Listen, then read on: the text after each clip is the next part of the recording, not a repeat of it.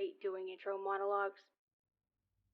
I know in the last video I said that things were going to be a little bit different given the nature of some of the stories, but this video requires more of a vocal disclaimer.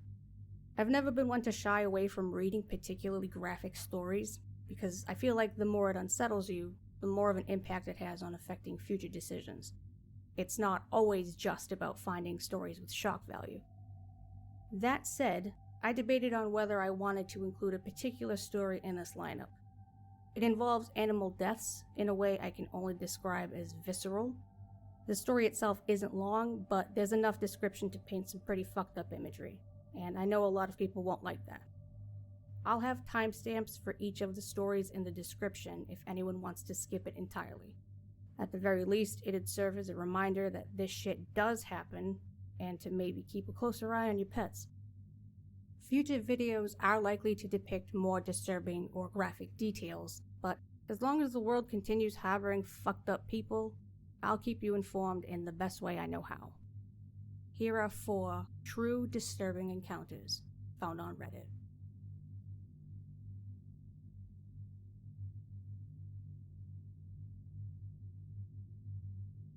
My mom was born and raised in the high country of east central Montana. She came from ranching people, and her father, my grandfather, was a genuine cowboy. She often did work around the ranch with him, so not much shakes her to her soul. Except for what happened when she had to run into town when I was about 8 months old. This happened in the middle of a sunny summer day. The ranch she was raised on was almost 2 hours away from the nearest town. You had to drive north on a highway for 30 minutes, then you had to drive on a dirt road for another 45 minutes across the Montana high country to get to the ranch where she was raised. I'm emphasizing this because it not only shows how far out into bumfuck east nowhere she lived at the time, but it plays into why this story becomes so disturbing. My mom had to run into town to get groceries and baby supplies for me. She was driving on the long and isolated dirt road back to the ranch when she reaches into her purse on the passenger seat to get something. It slips out of her hand and into the passenger footwell. She then has to stop the car so she can safely retrieve what she dropped. She grabs it, and as soon as she sits back up, she looks into the rearview mirror and sees a man about 100 feet behind the car running at her. Needless to say, she put the car back into gear and gets the hell out of Dodge. As she's looking back at me in the car seat to make sure I'm okay, she sees the guy give up running after her and run back into a ditch to hide. Of course, when she gets home, she tells her mom and dad, my grandparents, about what happened, and they're stunned. Here's where it gets disturbing, at least psychologically.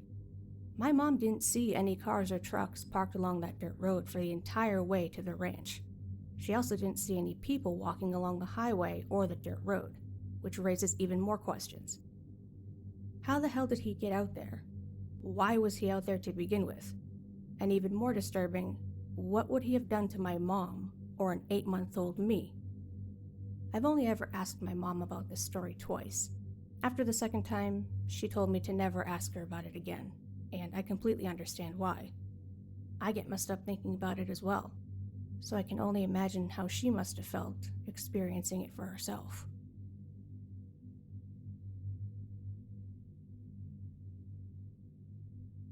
I had a strange encounter riding my bike home from work. When I was a senior in high school, I worked at a Target from about 4 p.m. until 10 p.m., 4 to 5 nights a week.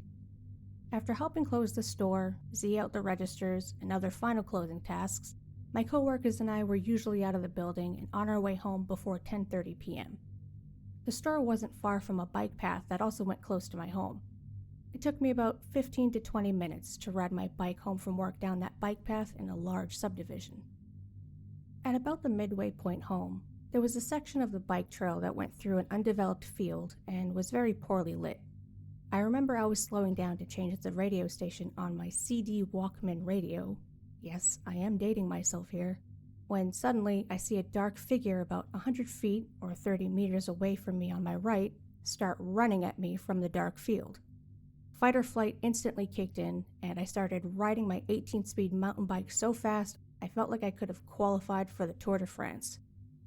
As I was escaping, I took a quick peek back and saw the guy in black attempting to chase after me for a few moments.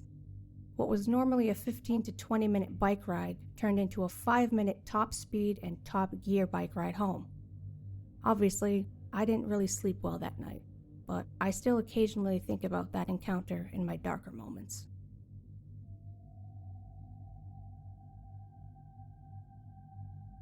I've seen multiple dead dogs in messed up ways in the same area. I don't know where else to post this, but I ride a dirt bike along these trails, and yesterday I stopped for a break. Under some rocks not too far from where I was were the bodies of 2 dead dogs. One of them had their face ripped off, and the other was a mess as well. They were both in white trash bags, and just seemed to be tossed there. I wouldn't find it weird if it was just one dog in the middle of nowhere, because then I would have believed they got killed by a coyote or something. But 2 dogs? And in trash bags? This isn't the first time I've seen some fucked up shit there either. A while back, I saw the head of a dog ripped off its body and stuck on a metal post. Someone else mentioned that they saw a dog with a spear going through its heart. I don't know what to think or do, but I find it really creepy and sad that there's possibly someone out there killing innocent dogs and just dumping their bodies in the desert. I should also mention, I also saw a Ziploc bag with what looked like the skin of a snake or lizard. I didn't want to examine it because I felt uneasy already and sped off. I think it was snakeskin, or possibly another dog, just because I did see some fur in there as well. This was also found in the same spot I found those 2 dogs.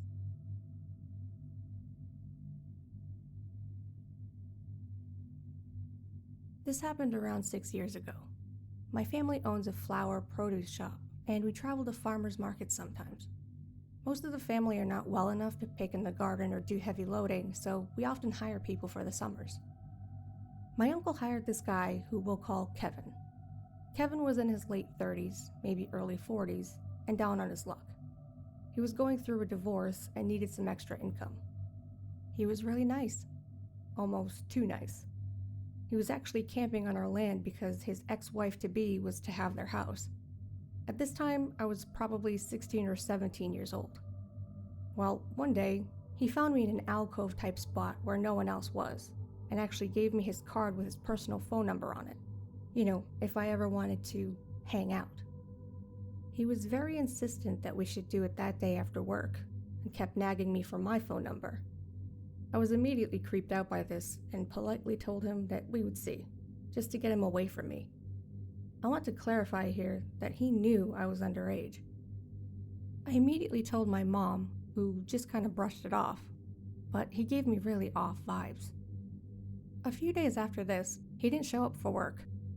We called a few times, but after no contact whatsoever, we read in the newspaper a day or 2 later that he crashed his ex-wife's birthday celebration and actually tried to kill her. She drove to the nearest police station, and he gave chase, actually crashing into a few parked police cars in his haste. He's still in prison, and I'm just really glad we never got to hang out. Trust your gut.